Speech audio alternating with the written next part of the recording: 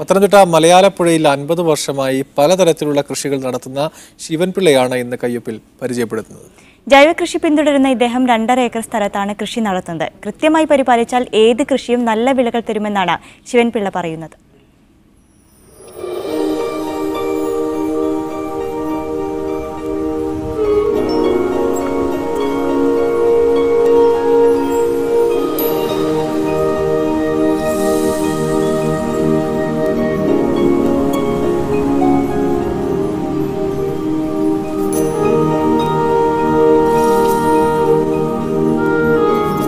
പേര് ശിവൻപിള്ള.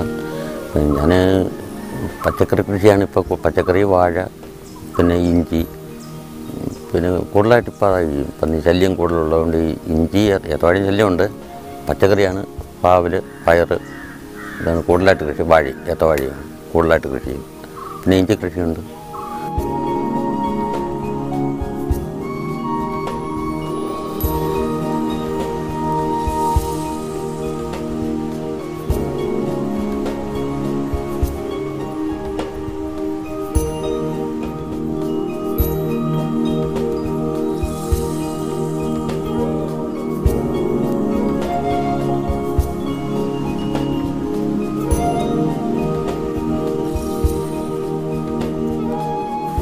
ഒരു വിദ്യാഭ്യാസം എൻ്റെ കഴിഞ്ഞപ്പോൾ തൊട്ട് ഞാൻ ഈ കൃഷി കാര്യങ്ങളുമായിട്ട് ഇങ്ങനെ മുമ്പോട്ട് പോവുകയാണ്. പിന്നെ നേരത്തെ ചില ആദ്യമായിട്ട് ഞാൻ ഇവിടെ ഈ സ്ഥലത്തല്ലായിരുന്നു, കുളത്തൂപ്പുഴയായിരുന്നു.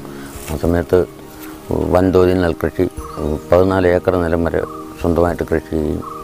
കൂടെ ജോലിക്കാരും കാളന്മാർ ഇതെല്ലാം ആയിട്ട് കൃഷി ചെയ്യുമായിരുന്നു. സ്വന്തം നിലം കൂടാതെ ഒരു 2 ഏക്കർ സ്വന്തം നിലമുണ്ട്, സ്വന്തമായിട്ടുള്ള നിലം. അത് കഴിഞ്ഞ് ബാക്കി പാട്ടവും ആയിട്ടെടുത്ത് കഴിഞ്ഞു. ഇപ്പോൾ പിന്നെ 2 ഏക്കറിൽ കൂടുതൽ പച്ചക്കറി, ഏത്തവാഴ 2 ഏക്കറിന് പുറത്തുണ്ട്. പിന്നെ 2 ഏക്കർ 30 സെൻറ്റോളം പച്ചക്കറിയും ഏത്തവാഴയും ഇഞ്ചിയും ഇങ്ങനെ മറ്റ് ചില്ലറ ചേന, കാച്ചിൽ ഇങ്ങനെയുള്ള എല്ലാ കൃഷിയായിട്ട് ചെയ്യുന്നുണ്ട്. എൻ്റെ അച്ഛൻ ഒരു സർക്കാർ ഉദ്യോഗസ്ഥനൊക്കെ ആയിരുന്നു. അന്ന് ഈ കുളത്തൂപ്പുഴ താമസിക്കുന്ന സമയത്ത് അച്ഛൻ്റെ കുറച്ച് നിലം അവിടെ വാങ്ങിച്ചു, വേറെ ആളിനെ ഏൽപ്പിച്ചു.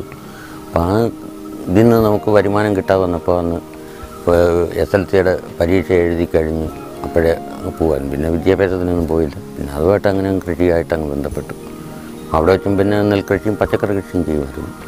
അപ്പോൾ ഇവിടെ വന്ന് സ്ഥലം വാങ്ങിച്ചപ്പോഴും കൂടുതലായിട്ട് നെൽകൃഷി ഉണ്ടായിരുന്നു ഇവിടെ ആദ്യം. അപ്പോൾ പിന്നെ നെൽകൃഷിയില്ല. പിന്നെ കരനെൽ കൃഷി 2 പ്രാവശ്യം കഴിഞ്ഞതിന് ശരിയായില്ല, കാലാവസ്ഥ അനുകൂലമായിട്ടില്ല, എല്ലാം വിളനാശം സംഭവിച്ചു. കഴിഞ്ഞതിന് മുമ്പിലത്തെ പ്രാവശ്യം കരനെല്ല് കൃഷി ചെയ്ത് എനിക്ക് കൃഷിഭവൻ്റെ അവാർഡും കിട്ടി. നല്ല നെല്ലായിരുന്നു. അത് എല്ലാവർക്കും വളരെ ഇഷ്ടപ്പെട്ടു. ഏറ്റവും നമ്പർ 1 ആയിട്ട് എൻ്റെ നെല്ല് ആയിരുന്നു.